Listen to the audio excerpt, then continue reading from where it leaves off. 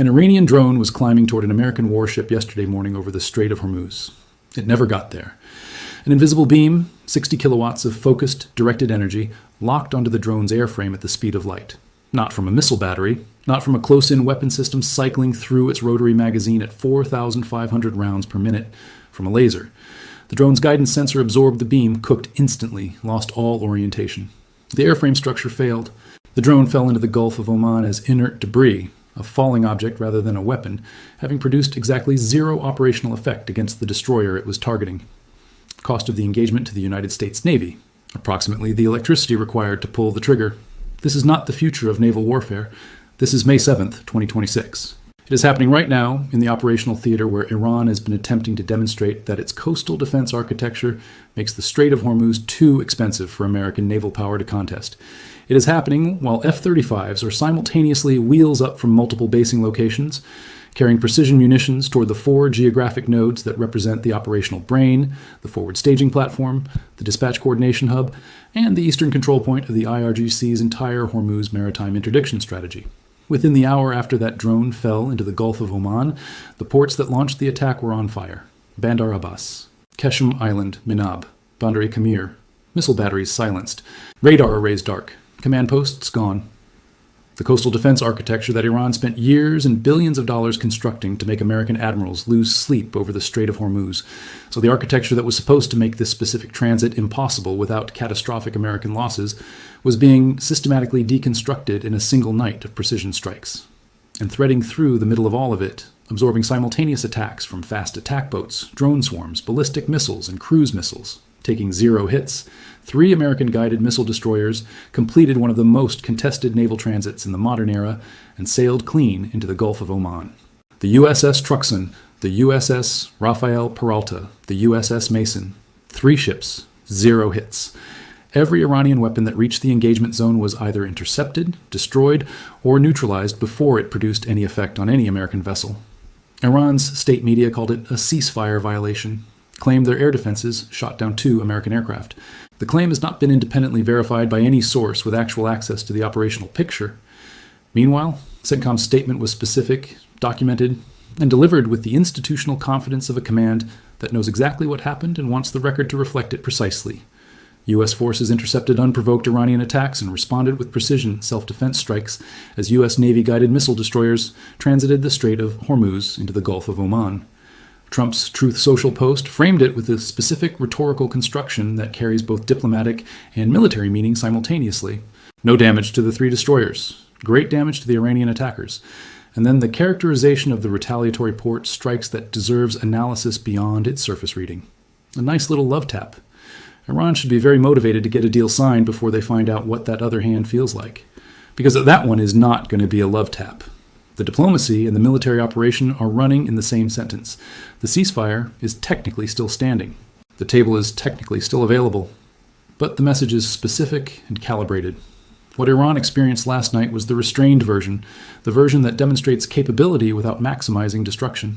The version that strikes the operational infrastructure rather than the population centers or the full depth of the target list that the CENTCOM options brief contains. Love tap is not dismissal of what happened. Love tap is the specific warning that positions what happened as a preview rather than a climax.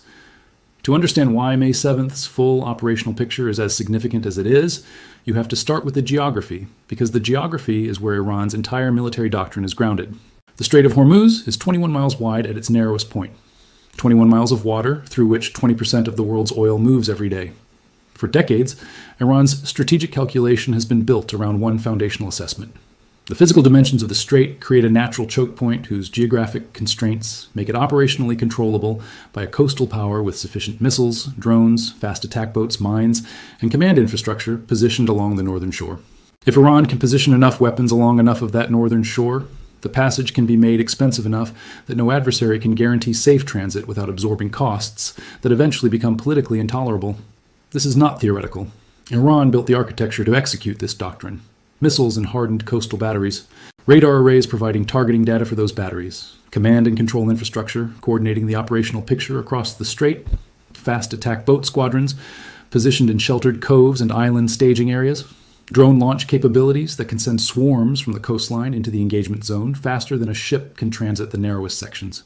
May 7th was Iran's most serious attempt to demonstrate that this doctrine still works against the American force posture that has been operating against it since the conflict began. Simultaneous fast attack craft closing from multiple vectors, drone swarms inbound from the northern coastline, ballistic and cruise missiles fired from shore-based launch sites. The coordinated saturation attack is exactly the engagement scenario that Iran's doctrine is designed to produce. The scenario where the defending ships must simultaneously track and engage dozens of independent threats, arriving from different vectors at different speeds, at different altitudes, while maintaining their own transit and avoiding mines. The Aegis combat system is the specific technical reason this scenario did not produce the outcome Iran's doctrine predicts.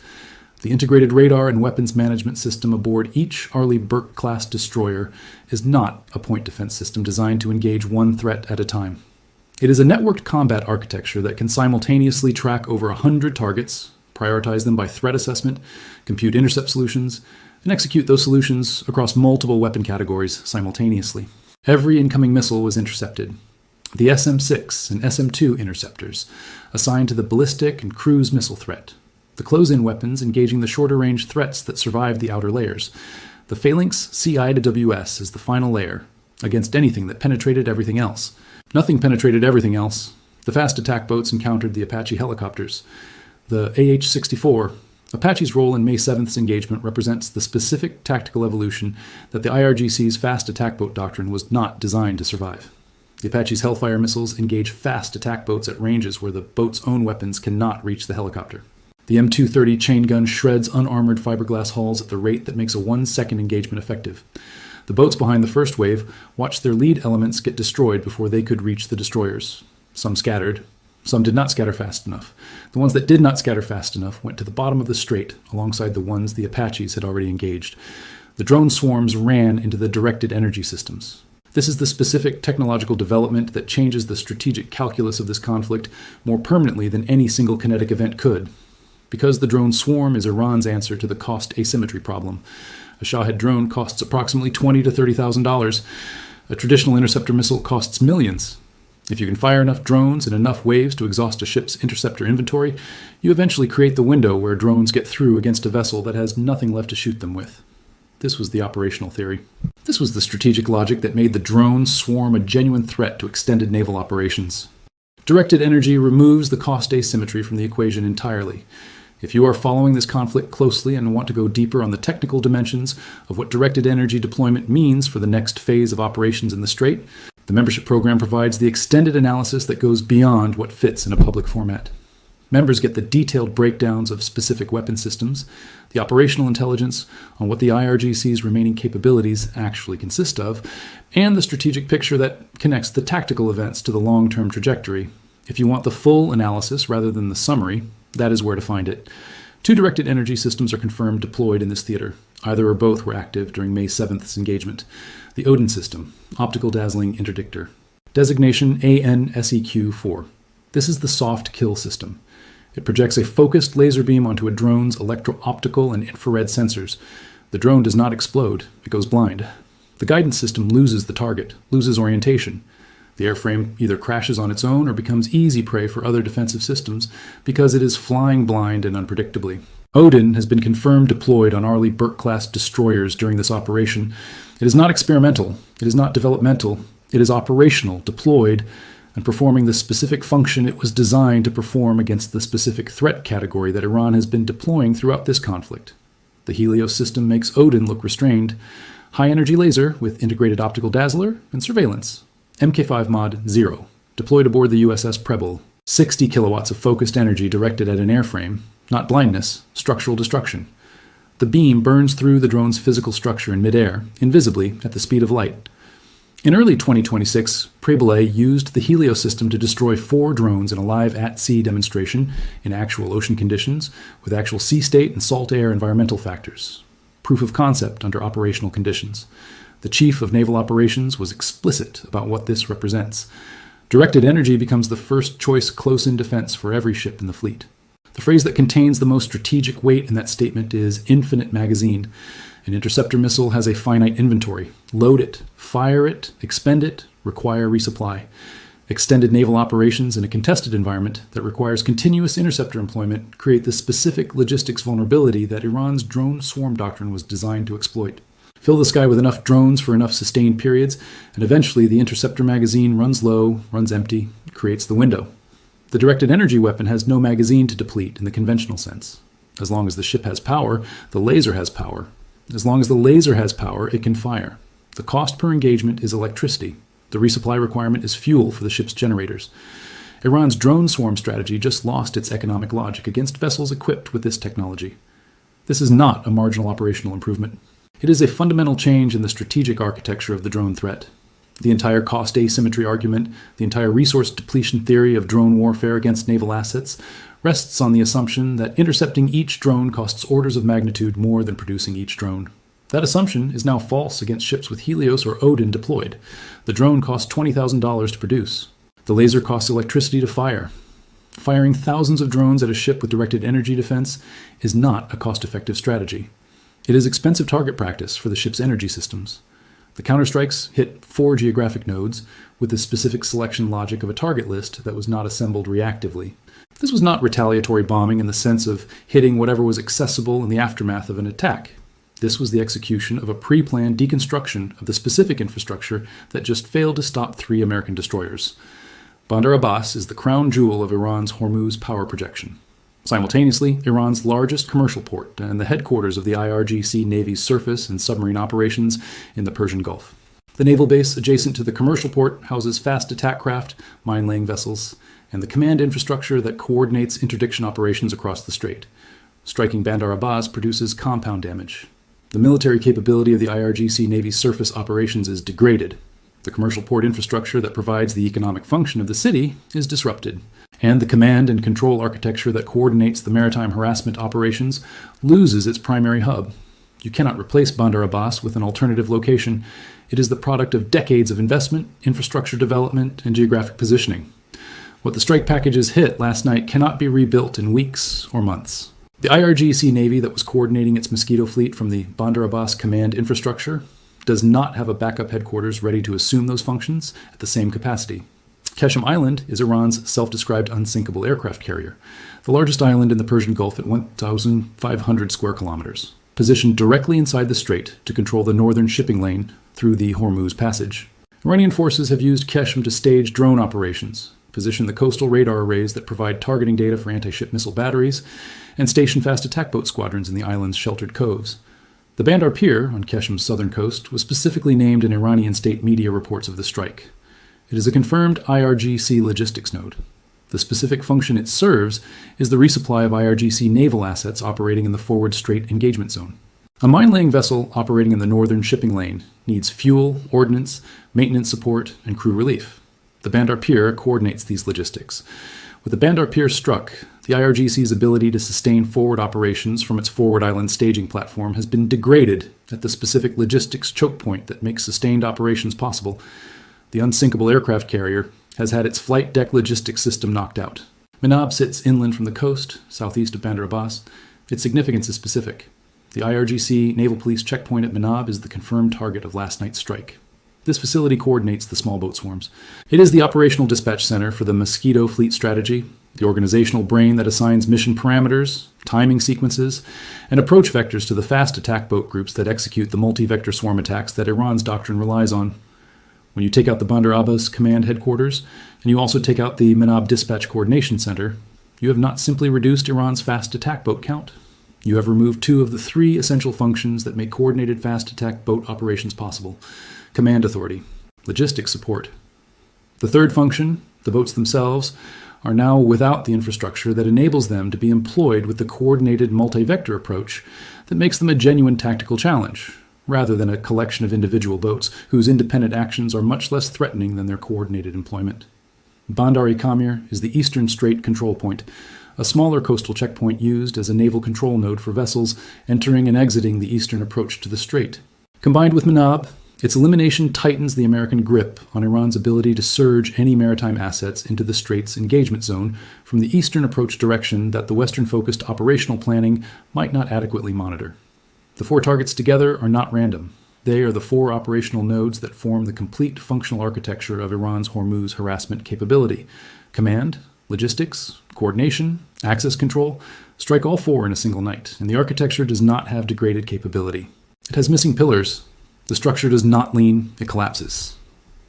The KC-135 Stratotanker tracks are the operational signature that tells the full story of the strike package's scale and duration. 5 aerial refueling jets airborne from UAE simultaneously, maintaining their orbital patterns over UAE airspace throughout the strike operation. You do not keep 5 tankers airborne simultaneously for a single pass strike package. A single wave attack sends the aircraft in. They expend their ordnance, they return to base. No sustained tanker orbit required. 5 tankers sustained simultaneously means multiple waves, multiple aircraft, extended time over target. The kind of sustained multi-wave campaign that systematically addresses every element of the target list, rather than hitting the highest priority targets and departing before secondary targets can be addressed. 5 tankers means something flew a lot of miles last night and it was not heading away from Iran. The F-35 is the most operationally appropriate platform for this strike mission, and the target profile points clearly toward its involvement across multiple variants. The Navy's F-35C operating from the USS Abraham Lincoln, the Air Force's F-35A operating from Al Dhafra Air Base in UAE, approximately 15 flight minutes from the Hormuz coastline. The Marine Expeditionary Unit's F-35B, the short takeoff and vertical landing variant that can operate from the amphibious assault ships positioned in the operational theater. 3 types of F-35s likely participated in last night's strikes, each bringing the same core capability in a different basing configuration that adds operational flexibility to the strike planning. The APG-81 ASA radar that all 3 variants carry is the specific sensor capability that makes the F-35 so effective against the coastal defense target set that last night's strikes addressed. The active electronically scanned array simultaneously tracks and guides weapons while passively jamming enemy radars without broadcasting the aircraft's own radar emissions in a way that Iranian air defense systems can use for targeting. Against Iranian coastal air defense systems that Operation Epic Fury has been systematically degrading for weeks, the F-35's combination of low observable stealth profile and AESA electronic warfare creates an approach geometry that Iranian surviving radar systems cannot reliably detect or track. A ghost on approach. That is the operational description. And against radar systems that have already been degraded, suppressed, and in some cases physically destroyed, the ghost metaphor is operationally accurate. The AH-64 Apaches that contributed to the fast attack boat destruction during the destroyer transit are the same platform whose operational record in this conflict has established the specific deterrence message that the IRGC's fast boat commanders now need to process. The Apache at low altitude over confined water is the specific engagement configuration that the IRGC's fast attack boat doctrine has no effective counter to. The boat can close at high speed. The Apache is faster, higher, armed with Hellfires that engage at ranges beyond the boat's own weapons, and operates with the sensor fusion that makes target acquisition in the cluttered littoral environment of the Strait manageable. The specific tactical sequence that the May 7th engagement produced deserves examination because it reveals the operating limits of the IRGC's multi-vector saturation strategy when that strategy encounters a well-integrated defensive response. The fast attack craft approaching from multiple vectors to confuse the Aegis system's threat prioritization are the first wave. The Aegis does not get confused by multiple vectors. It tracks all of them simultaneously and assigns intercept solutions in the priority order that the engagement geometry and estimated threat severity determine. The fast attack boats add to the radar picture's complexity, but not beyond the system's management capacity. They are tracked, they are assigned, and the Apaches and the ship's own close-in weapons engage them in the sequence that the Aegis determines optimizes the overall defensive outcome. The drone swarms launched from the northern coastline are the second wave, intended to occupy the defensive systems that are engaging the fast attack boats and create the saturation condition where something inevitably gets through. They ran into the directed energy systems. The ones in front were destroyed structurally by 60 kilowatts of focused beam. The ones behind them watched the ones in front fall from the sky as inert debris. Some of the trailing drones scattered. Some did not scatter in time.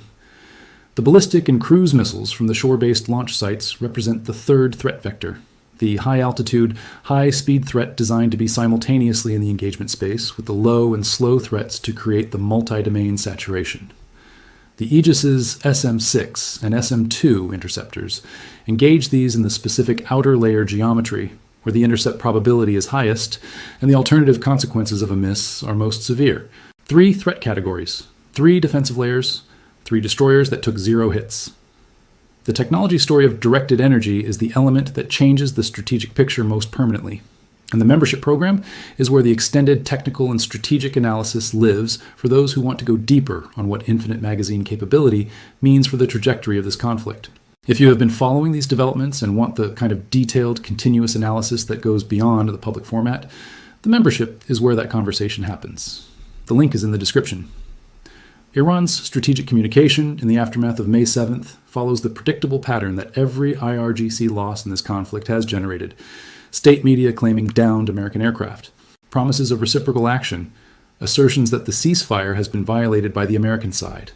None of these claims are independently verifiable because the Iranian information environment does not permit independent verification by any media organization that would report findings the regime finds unfavorable.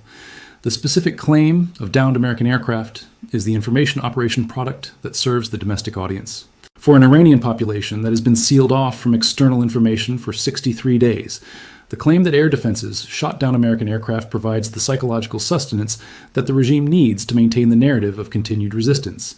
The operational reality of 3 destroyers with 0 hits and 4 IRGC port facilities in flames is not the narrative that serves this purpose. The UAE's establishment of a formal national committee to document Iranian acts of aggression and their damages is the diplomatic development that deserves equal weight alongside the military events of May 7th. The UAE is building a legal and diplomatic case. It is creating the formal evidentiary record that international legal frameworks require before claims can be advanced. A country that is building a documentation committee is a country that is preparing to pursue consequences for what Iran has been doing to it through channels that extend beyond the immediate military exchange. The UAE's air defenses also activated on May 7th to intercept Iranian threats directed at Gulf partner territory. The coalition that Iran's strategy has always depended on fracturing the Gulf partner alignment with American operations is not fracturing. It is calcifying. Every Iranian attack on Gulf partner territory adds another layer of justification for the Gulf partners' alignment with the American position and removes another layer of the diplomatic space that Iranian strategy requires to exist if it is going to produce the European and regional pressure for American accommodation that the IRGC is counting on. Iran's grand strategy for the Strait of Hormuz was built around 2 pillars. The first pillar is the global energy market's fear of full Hormuz closure. If the global economic cost of a closed strait is high enough, international pressure on Washington to find an accommodation that preserves Iranian leverage becomes overwhelming. Energy prices spike, supply chains disrupt. Governments that have nothing to do with the Iranian-American conflict find their economies affected by it and demand resolution on terms that allow the disruption to end. Iran's ability to credibly threaten this outcome is the source of its negotiating leverage. Brent crude has actually declined in the recent trading sessions. Not spiked, declined.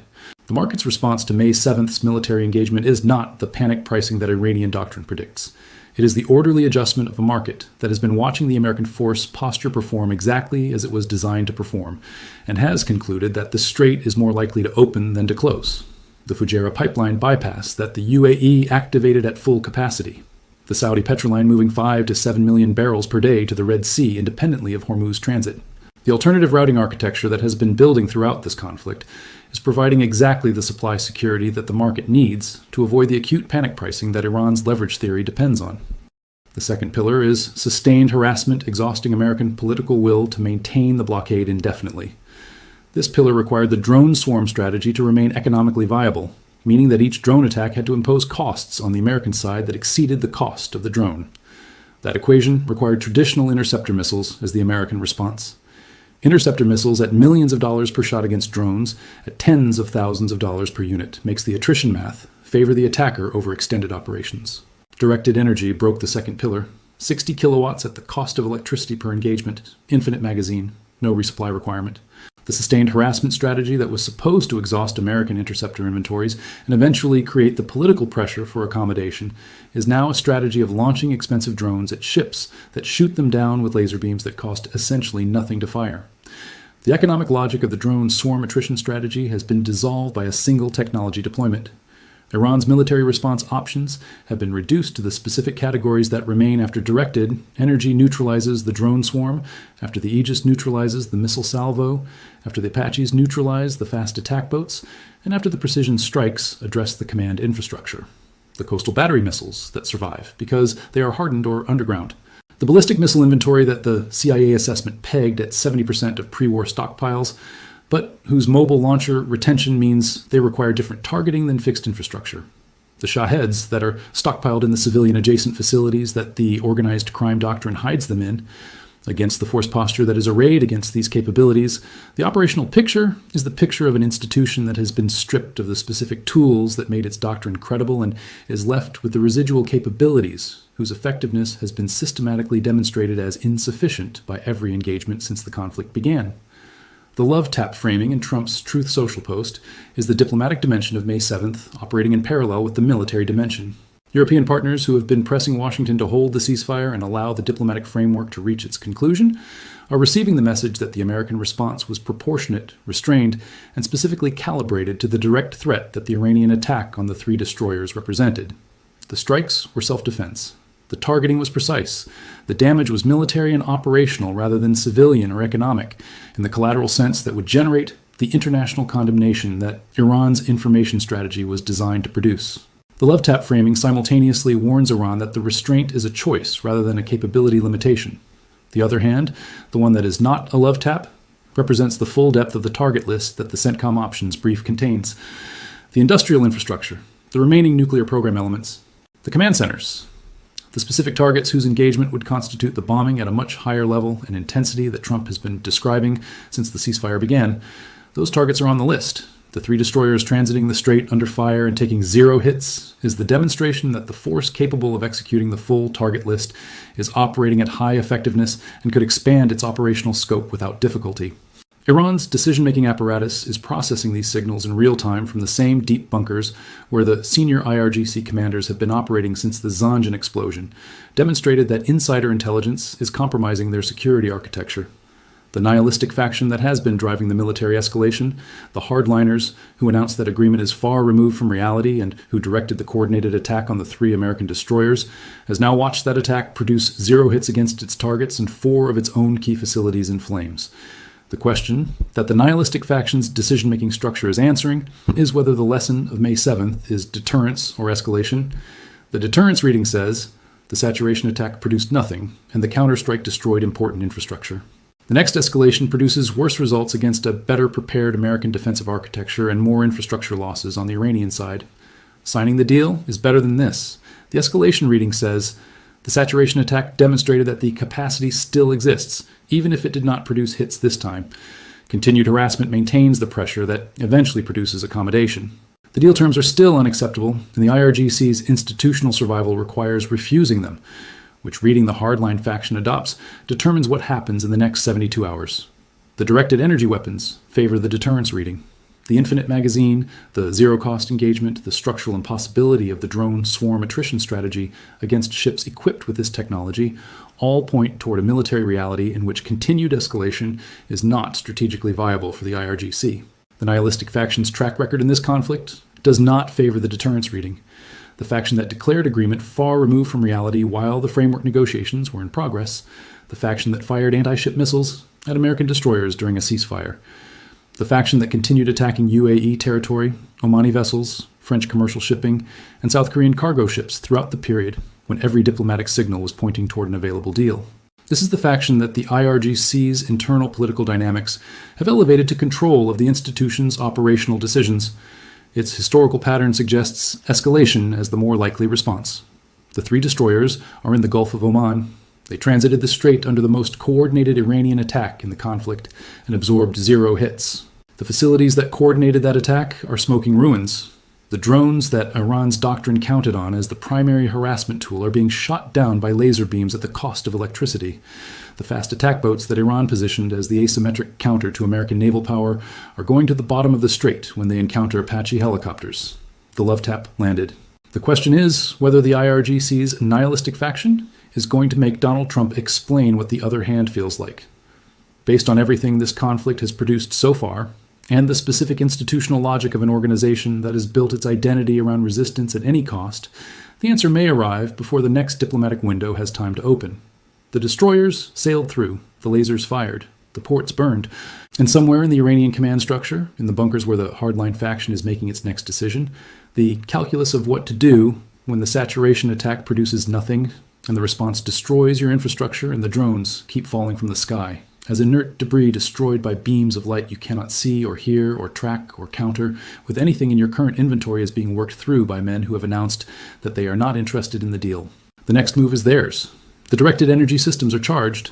The F-35s are ready on the ramp, and the love tap was delivered to make clear exactly how much more capability exists on the other side of restraint.